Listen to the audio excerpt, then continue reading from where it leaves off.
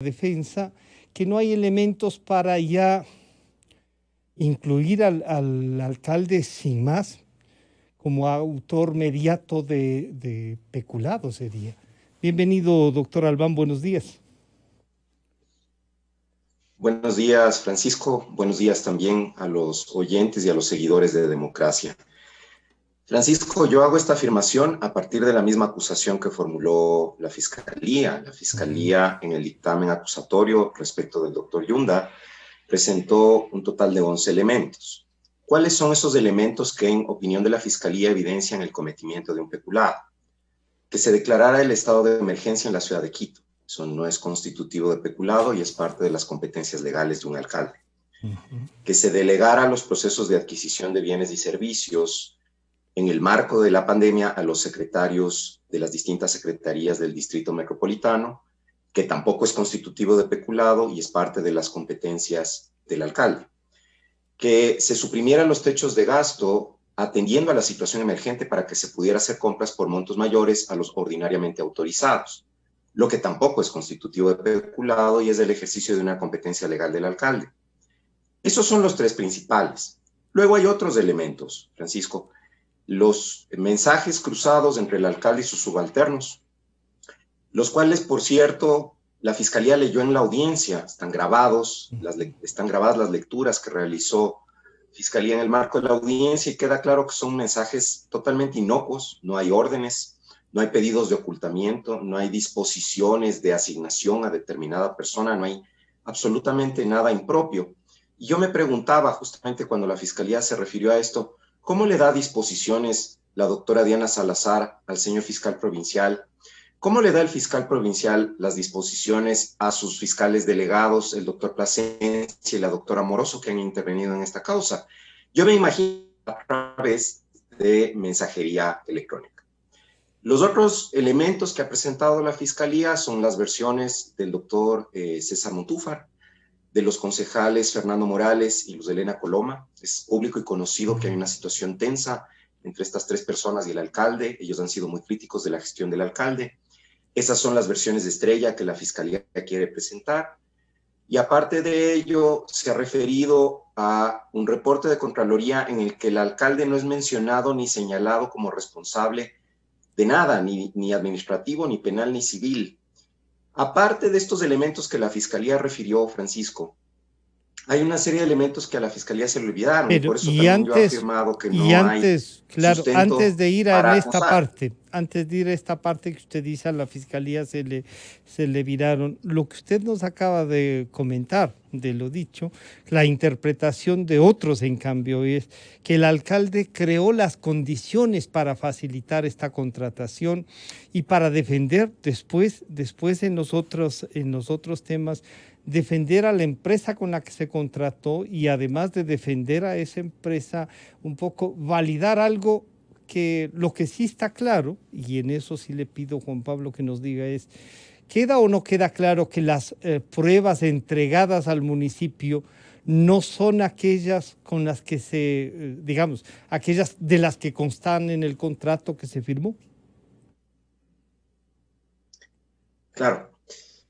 Francisco, justamente por eso decía, no decía se le viraron a la Fiscalía, sino se le olvidaron en su se le argumento. olvidaron, mira, Son perdón. justamente las que, sí, claro, son justamente los elementos que estando en el expediente evidencian, primero, que existe una contradicción muy seria sobre la mala calidad presunta de las pruebas, porque lo único que atestigua esa mala calidad es un informe de la UDLA, que es el segundo de dos informes, y en el primero la propia UDLA dijo que la sensibilidad era muy alta y que las pruebas eran buenas. Lo mismo ha dicho una validadora alemana, que es SYNLAB.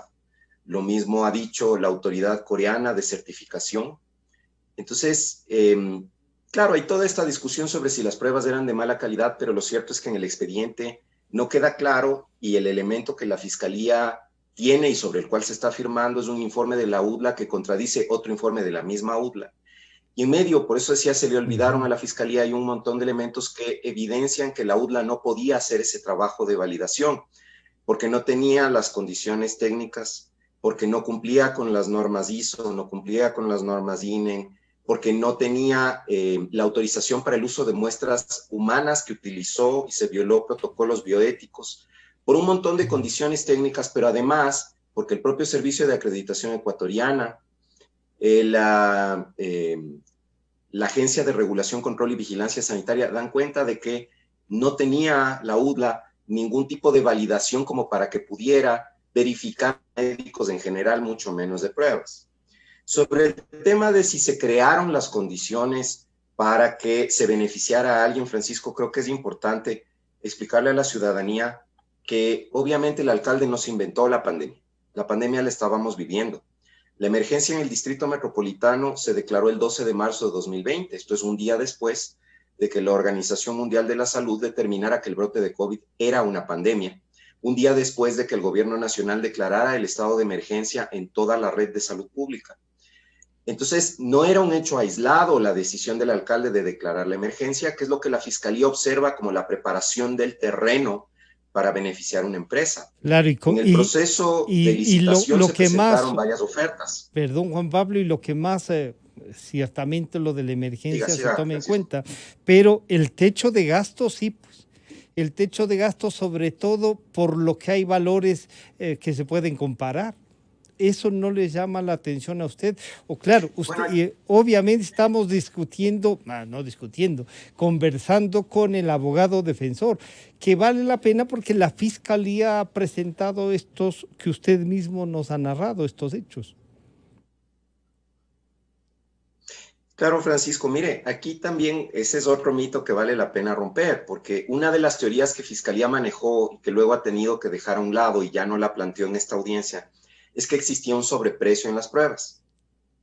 En realidad, como le estaba diciendo, hubo un concurso abierto, se presentaron varias ofertas, se calificaron las ofertas, solo una de esas ofertas cumplía las condiciones, que era la de Salumed, que es a la empresa que se le adjudicó. Pero hasta ahí podríamos decir, bueno, qué raro, solo una cumplía, que esto es muy extraño, parecería una adjudicación a dedo. Pero hay un factor adicional, y es que este señalamiento de que las pruebas eran muy costosas pierde asidero cuando hay peritajes practicados por disposición de la propia Fiscalía, que la Fiscalía obvió mencionar durante la audiencia, 2 peritajes, en que se determina que el precio medio de mercado de las pruebas, dada la situación emergente y dada la falta de stock de las empresas, era de sobre $32, y que cada prueba se adquirió en $25, lo que significa que estaba por debajo del precio medio de mercado, el valor en el cual se adquirió. Hubo en su momento, y la propia concejal Luz Helena Coloma, esto es lo que señalaba, un pedido de que se consultara a Roche, si Roche podía vender las pruebas, porque Roche las tenía a un valor de $18 como valor medio. Pero en el mismo expediente fiscal consta también una certificación emitida por el propio laboratorio Roche, en el sentido de que si bien ese era el precio medio, para el momento en que el municipio iba a hacer la adquisición, no tenían stock, porque como estábamos empezando a subir en el pico de pandemia, había adquisiciones, sobre todo por parte del Ministerio de Salud, que habían agotado totalmente el stock de Roche y que no sabía cuándo iba a poder reponer stock. Entonces, finalmente el tema del precio, que la propia Fiscalía lo ha dejado por fuera. Y entonces viene ahí el tema del precio, podría decir, sí, era un momento en el que la verdad se podría necesitar, y lo que pasa con cualquier medicamento, se vuelven caros. Ahora, ahí no era mejor tener otras opciones, se podría pensar, no está en la discusión, pero se dice que la propia Salumed presentó una propuesta al ministerio con unos valores en las mismas fechas. Pero como usted dice, el mercado puede variar y esas certificaciones pueden hacerlas notar que eso ha pasado. Lo que sí nunca se aclaró es por qué recibieron unas pruebas que no son las que constan en el contrato. Esto es muy importante, Francisco, porque efectivamente es el aspecto que tal vez la Fiscalía más ha destacado, que se habría recibido un producto diferente al que constaba en el objeto contractual. Sin embargo, cuando se lee el contrato y se revisa el objeto contractual, lo que determina el contrato es que se ha de entregar pruebas para la detección de COVID a partir de una reacción en cadena de polimerasa, que es lo que se conoce como una prueba de reacción o de tecnología PCR. El ARCSA, o la ARCSA, la Agencia de Regulación, Control y Vigilancia Sanitaria del Ecuador, emitió un listado, antes de que se hiciera la adquisición, emitió un listado en el que constaban las pruebas tipo PCR que podían ser comercializadas en el Ecuador. Entre esas pruebas tipo PCR que podían ser comercializadas en el Ecuador se encuentra el kit Isopollo de la marca Monitor coreana, que es efectivamente la que adquirió el municipio. Es decir, la autoridad ecuatoriana de regulación determinaba que era una prueba tipo PCR que podía ser adquirida y estaba en el listado de las pruebas PCR. O Que sea, hay usted varios dice, elementos científicos, hay ahí, técnicos, Francisco, complejos. claro, pero ahí Sí, entonces usted lo que hace es, está en una lista que se homologa a las PCRs, está por le la explico, ARSA, ¿sí? justamente a eso iba. Justamente eso iba. Aquí hay una cuestión compleja científica que para los abogados es difícil entender, peor todavía trasladar. Yo ayer le he pedido al señor presidente de la Corte Provincial que le preste mucha atención a la evidencia científica que hay en el expediente, porque efectivamente las pruebas RT-LAMP pudiera decirse que son pruebas distintas a las PCR, pero finalmente es exactamente el mismo tipo de prueba porque se procesan básicamente de la misma manera con un tiempo de resultado menor. Las pruebas LAMP producen un resultado en un tiempo aproximado de 40 minutos. Las pruebas PCR producen el resultado entre 4 y 5 horas. El ARCSA categoriza las pruebas como PCR y les considera que son pruebas PCR porque el procesamiento de resultados se hace en equipos PCR, siguiendo exactamente la misma metodología. Entonces, si la Autoridad de Regulación y Control publica un listado y dice, estas son las pruebas PCR, la entidad pública obviamente lo que va a hacer es acudir a ese listado de las que se puede comprar, de las que están autorizadas y categorizadas de esa manera, y verificar si es que la prueba que se va a adquirir se encuentra ahí. Entonces, hay que atender también a las explicaciones que inclusive profesores de la Universidad de Harvard han dado en el marco de esta investigación. Hemos llegado a ese punto. No, pero y está Sobre por bien, qué efectivamente esa prueba es lo mismo. pero está bien. Lo que Sobre pasa por qué es que, efectivamente esa prueba es lo mismo. claro, lo que pasa es que usted que es abogado sabe, si es que el contrato dice una cosa, no puede decir, oiga, aquí tengo un genérico que tiene las mismas condiciones y que sí, está catalogado además como prueba PCR. Y claro, ahí va a haber esa El discusión. contrato, ¿Qué dice Francisco, el contrato, no? el contrato, permítame, le aclaro eso. El contrato dice exactamente lo que se Pruebas entregó. PCR. Pruebas para detección de COVID por reacción en cadena de polimerasa. Y esas pruebas utilizan una reacción en cadena de polimerasa. Eso es lo que el objeto dice. Ya. Pruebas para detección de COVID por reacción en cadena de polimerasa, y eso es lo que les entregaron. Y eso es lo que les entregaron. Y entonces, ¿por qué después terminan el contrato? Aunque dicen no se debió haber terminado bilateralmente, pero terminan. Si todo estaba como usted nos dice, ¿qué objeto tenía dar por terminado el contrato, Juan Pablo? Francisco, el 29 de junio del año 2020 se firmó un acta de entrega-recepción definitiva. Es decir, se entregaron los últimos insumos y reactivos. El informe de la UDLA, por cierto, el primero, el que dice que la sensibilidad es alta, es del 30 de junio, o sea, es de un día después del acta de entrega de recepción definitiva. Esta entrega-recepción definitiva, de todas formas, tenía unos pendientes particulares que tenían que ver con retrasos en fechas de entrega anteriores y con la entrega de una parte de las pruebas con una fecha de vencimiento muy próxima, lo que obviamente complicaba su utilización porque no sabía si se iban a poder usar dentro del periodo de tiempo que quedaba hasta que se venza. Entonces, en ese marco, se acuerda que hay un cambio de una parte del lote, en realidad lo que hizo el proveedor fue entregar más pruebas de las que se había comprometido, y se le impusieron una serie de multas. Entonces, en el marco de esa existencia de obligaciones pendientes relacionadas con el pago de las multas, relacionadas con el pago del Estado, de los valores pendientes a la empresa que hasta hoy, de lo que tenemos entendido a partir de la investigación, de hecho no le pagan, no había otra forma de cerrar el acuerdo por la vigencia de la ley humanitaria y su disposición transitoria 19ª que a través de un acuerdo bilateral de terminación, que es lo que terminaron celebrando con fecha 13 de julio. Entonces, y ¿por qué no se podía terminar unilateralmente? Que es lo sí, otro que Fiscalía ha insistido mucho. es esa figura la que me gustaría No se podía que nos terminar. explique. ¿Por qué hay esta Claro. prohibición, esta transitoria que usted cita, esta prohibición, si es que lo que hay es una cadena de fallas en la aplicación del mismo contrato por retrasos, porque entregan pruebas que están a punto de caducarse, por todas estas cosas que habrían causado una terminación inmediata y el cobro de las multas. Y si es que el Estado no les ha pagado es otra cosa, pero el Estado en este caso es el municipio de Quito.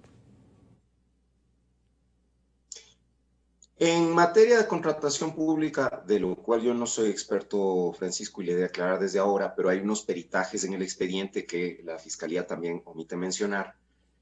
Decía, en el marco de la contratación pública, cuando ha habido actas de entrega-recepción parcial o actas de entrega-recepción definitiva, se entiende que el Estado deberá proceder, porque ha recibido, y se entiende que ha recibido a conformidad, más allá de incumplimientos que pudieran motivar terminaciones unilaterales, hay partes del producto que ha recibido, hay partes del contrato ejecutadas, el Estado tiene la obligación de hacer el pago en forma inmediata para poder terminar unilateralmente. La ley humanitaria, en su disposición transitoria 19ª, atendiendo a la situación de emergencia y particularmente a la situación económica crítica que el país ha estado viviendo, peor todavía en el contexto de la pandemia, porque ya la veníamos arrastrando gracias a la herencia del anterior régimen.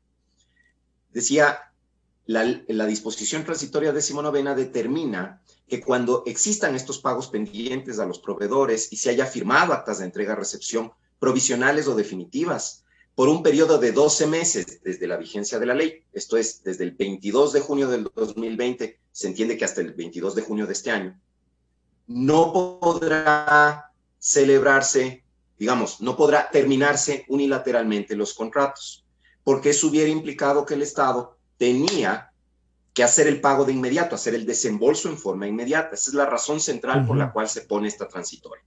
Entonces, estando en vigencia una disposición de ley, el municipio no podía terminar unilateralmente. Tenía que, porque había firmado las actas de entrega-recepción parcial, lo venía haciendo desde el propio mes de abril, y había firmado sobre todo un acta de entrega-recepción definitiva el 29 de junio del 2020. Claro, y ahí Entonces, entra, no podía hacer la terminación porque había ahí prohibición entra legal. la otra duda, ¿no? Firmaron el acta de entrega-recepción y las entregas parciales, pese a todo lo que usted mismo nos ha dicho, o sea, pese a la posibilidad de caducar las pruebas, pese a todo eso que deben estar obligados a tener esos cuidados. Juan Pablo, pero a esto se suma los chats del hijo. Si bien esto puede ser un instrumento más bien político, no jurídico, digámoslo así, pero que puede incidir en el tratamiento de lo que ha pasado, esos chats revelan una cercanía y unos diálogos no muy santos, por llamarlos de alguna manera, y de lo que sí no podemos dejar de pensar es que ¿cómo es posible que el hijo del alcalde, y el alcalde conociéndolo, sabiendo lo que está pasando ahí, no haya puesto un freno a estas, qué sé yo, devaneos del hijo, Juan Pablo? A ver, Francisco, ahí le voy a dar una opinión, Sí, es porque que yo no, no soy en abogado este del hijo caso del alcalde. nos Le queda doy una una opinión. opinión, pero que puede incidir en el caso, Juan Claro. Pablo. Justamente a eso voy. Yo creo que justamente es al contrario de lo que usted planteaba en un inicio. Esto sí es un instrumento jurídico. El tema es que el instrumento jurídico se ha politizado, porque esos dispositivos de comunicación fueron aprendidos en un allanamiento dispuesto en el marco de esta investigación. Y en el marco de esta misma investigación fue que la Corte Provincial autorizó a la Fiscalía a extraer la información. Y ahí es donde empiezan los problemas. Porque la ley manda que se extraiga la información en una audiencia privada con presencia de las partes. Ahí estuvo un abogado en representación del señor Sebastián Yunda. Se extrajeron algunas cosas, muy pocas, y luego nos mandaron a las casas y después aparece todo lo demás, todo esto que adquirió la posta, que adquirieron los pelagatos. En general no se extrajo en la audiencia, entonces hay una violación de ley. Hay una segunda violación de ley en el hecho de que se revela esta información, obviamente desde la fiscalía, que son lo que se entregó a la posta, por ejemplo, son capturas de pantalla a color, que quien las tenía era la fiscalía, porque en el expediente está en blanco y negro nomás. Entonces, esa revelación de información de circulación restringida constituye delito. Eso tiene cárcel de 3 años bajo el artículo 180, numeral segundo del COIP. Y hasta ahí diríamos, bueno, esto es formal. Lo importante es el contenido de los chats. Entonces voy al contenido, Francisco. no tiene el contenido nada que ver con esta investigación. Entonces, ese elemento, si bien se obtuvo en el marco de esta investigación, no puede ser usado en esta investigación, tanto que cuando Fiscalía hizo su anuncio probatorio la mañana de ayer, no incluyó estos chats. Y no los incluyó porque sabe que los chats no guardan relación con la materia de esta investigación. Pero Juan Pablo, y esto es muy importante, esta investigación nos puede llevar a otros delitos que parece sí también se han cometido. Déjeme terminar de darle mi opinión. Pero eso no obsta, por eso decía, pero eso no obsta que la Fiscalía inicie otras investigaciones. Puede hacerlo contra el señor Sebastián Yunda, contra el propio Jorge Yunda, contra otras personas que aparezcan en esos mensajes. Desde luego que puede hacerlo. Es no solamente su potestad, es su obligación constitucional.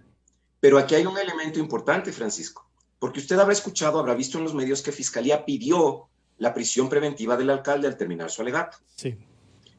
Y esa prisión preventiva la pide con fundamento en que esa información de los chats que no está usando como evidencia en este caso, no la está usando, podría significar la apertura de otros procesos. Podría, habló en potencial, usó una conjugación verbal potencial, podría dar lugar a otras instrucciones, dijo el fiscal, y por eso pide causa. Cuando legalmente usted puede pedir prisión preventiva en la causa por los hechos que se investigan en ella. Es como que usted se ha señalado de un delito de tránsito y en el marco de ese proceso le pidan una prisión preventiva por una estafa que tal vez podría ser que le abran otra investigación. Jurídicamente, eso no cabe. Entonces, se vuelve este elemento relevante por el pedido de Fiscalía, pero en el contexto de este caso no tiene nada que ver. Políticamente, usted tiene toda la razón, Francisco. Esto es muy delicado, obviamente debe investigarse, obviamente hay que determinar si es que hay efectivamente el cometimiento de delitos, obviamente, eso es obligación de la Fiscalía. Claro. Tiene que pero además probar. Políticamente además se está usando para decir, la demostración de que Yunda es culpable de lo de las pruebas es que el hijo se chateaba con sus funcionarios. Y no es así, no hay relación entre lo uno y lo otro. Claro, lo que pasa es que en los Tiene chats que tratarse también, de manera separada. En los chats también se habla de esto. Y se habla de qué ha de hacer la doctora Guamán, qué ha de hacer la doctora Abarca. Y le digo, nosotros hemos entrevistado a las dos, a la doctora Abarca y a la doctora Guamán. Y yo tengo, al menos de la doctora Abarca, un muy buen criterio como profesional, como técnica. Pero de esos diálogos que se demuestran que son políticamente usados, en eso tiene razón. Pero también hay momentos, y usted lo sabe, que es políticamente como hay que resolver los temas públicos, ya que a veces la justicia tampoco termina con cumplir eso. Y terminan involucradas en un tema que si bien usted lo explica, es el abogado defensor ciertamente, pero que demuestran un manejo muy alegre, por decirlo menos, del municipio de Quito. Mire, Francisco, yo estaba hablando del celular de Sebastián Yunda y los mensajes encontrados ahí. Creo que usted ha regresado a los mensajes entre el alcalde y sus funcionarias. Y yo ahí le vuelvo a decir lo que le dije casi al inicio de esta conversación. Obviamente que las personas hoy por hoy, con las tecnologías que hemos desarrollado los seres humanos, buscamos la forma de comunicarnos más simplificada. Y esto opera también en las entidades públicas. Y yo no creo que se puede satanizar el que un superior jerárquico se comunique por mensajes de texto con sus subordinados. Porque como le dije, estoy seguro de que la doctora Diana Salazar le da instrucciones al doctor Santillán a través de WhatsApp, o de Signal, o de Telegram. Y estoy seguro de que el doctor Santillán le da instrucciones a sus fiscales delegados para esta causa, los doctores Plasencia y Amoroso, a través de los mismos medios. Pero ojo, una cosa es dar una indicación, otra cosa es dar una orden ilegítima. Cuando la Fiscalía ha dado lectura a los chats que quiere usar como elemento de convicción, no se ha escuchado absolutamente nada impropio. ¿Y qué ha tenido que hacer el doctor Santillán en el desarrollo de la audiencia? Elucubrar. Ha elucubrado, ha especulado sobre el trasfondo y sobre el porqué, descontextualizando los mensajes, presentándolos de manera cortada. Ayer hemos puesto en evidencia eso. Cuando nos tocó alegar a nosotros, lo pusimos en evidencia que él estuvo haciendo eso. Y la cara del fiscal lo expresaba todo. Claro, lo que pasa es que, claro, ahí uno debe entender también a la fiscalía y a quien quiere probar un delito, es que va a tener que usar la parte en la que él interpreta que se está configurando ese delito. Porque sí, a lo mejor no vamos a encontrar uno que diga, oiga, hágame un informe que valide estas pruebas, necesito eso. Por eso es que no siempre es bueno que No, les claro den. que no. No siempre es bueno que den instrucciones y peor aún que se vuelva de la vida diaria el tema en lo público, al menos me parece que vía chat, vía estas cosas, debe quedar más en firme, porque la relación de la autoridad tiene que estar muy clara. Sí se ve un tema no muy bueno el manejo de las instrucciones, como usted dice que incluso puede ser que la fiscal también las esté y que usados pueden tener una interpretación distinta y lo público y la transparencia deben primar, Juan Pablo.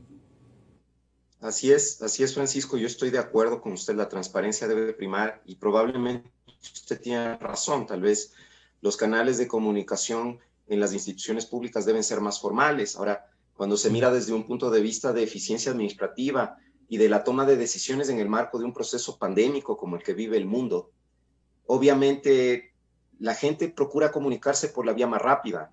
Yo creo que esto no es endémico del municipio de No, no, Quito. no. Estoy seguro que se extiende a todas las instituciones.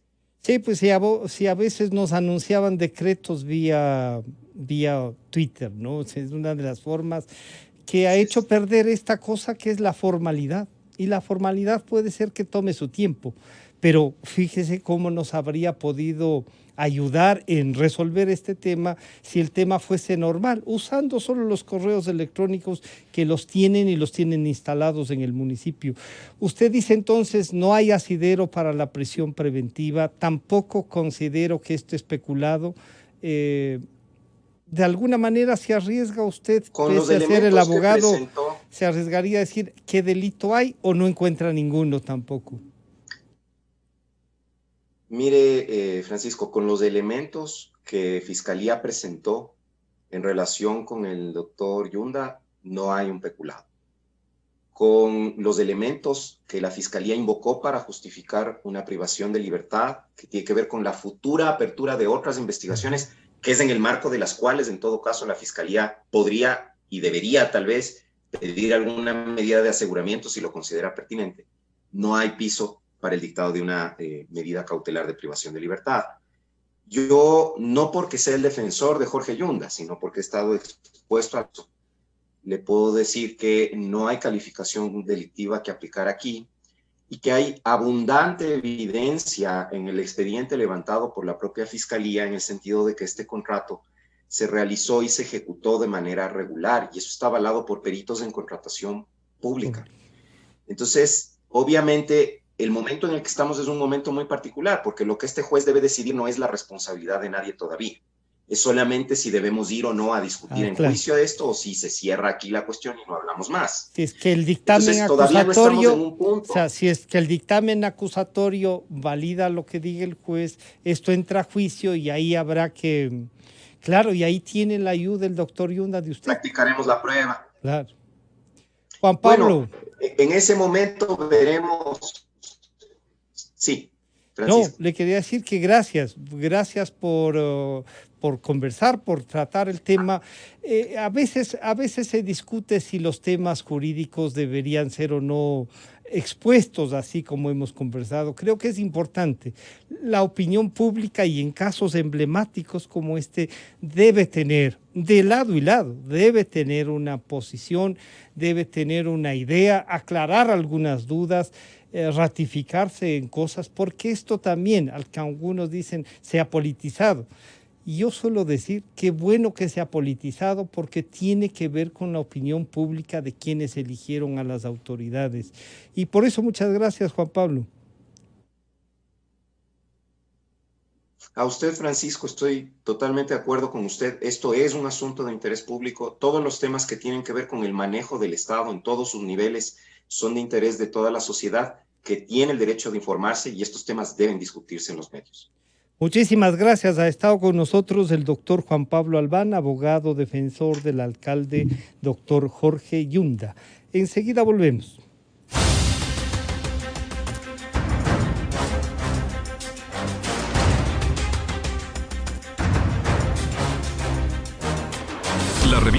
Unión Democracia agradece a las siguientes marcas. Inicio